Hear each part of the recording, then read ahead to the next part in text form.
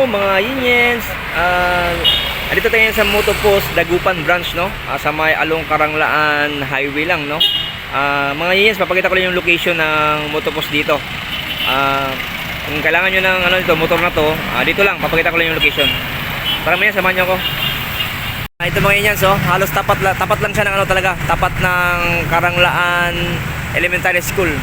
Ayun mga Yinyens, yung Motopost dito. Dagupan branch.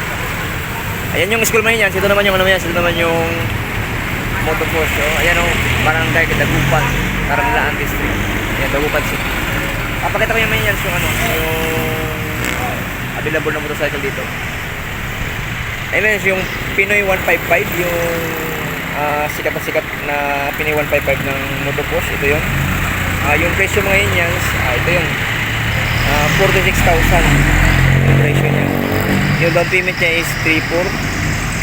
Tapos yung 12 months niya is 5,017. Yung 24 months niya is 3,042.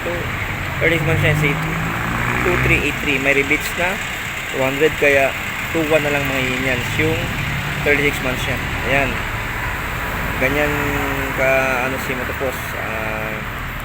Ganyan ka affordable.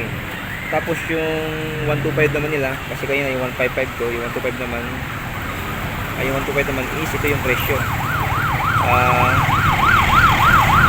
for yung down payment, rebates 200, 2,000 yung 27 yung 38 months, 267 yung 12 months, 12 months niya is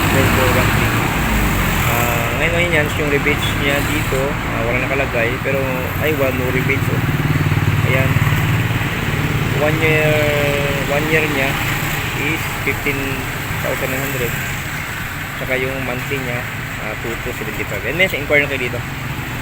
Ayan. Ayan mga Yinyens. Mga Yinyens, no, sa sa hapong ito mga Yinyens, halos tapat lang siya ng Karanglaan Elementary School yung Motopost, no. Shout pala kay si Randy sa kanya tayo nagpaalam dito. Okay mga Yinyens, salamat po naman yan. Good vision, more power. Keep it sana sa buting lang. Bye bye mga Yinyens.